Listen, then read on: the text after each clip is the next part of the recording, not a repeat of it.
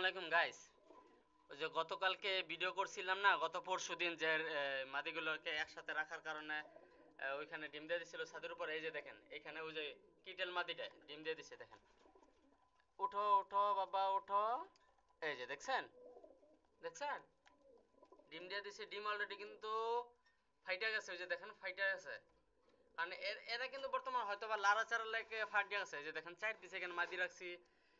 এগুলা মূলত আমার নিজের ব্রিড করব এদের দিয়ে সামনে, যার কারণে এখানে রাখা হয়েছে। এর সাথে দেখেন ওই যে বিদেশি হ্যারি এক্স বিবিএন দিয়ে করা মাক্সি মাদিটা, ওই যে আরেকটা কিটেল ওইখানে ইনব্রিড।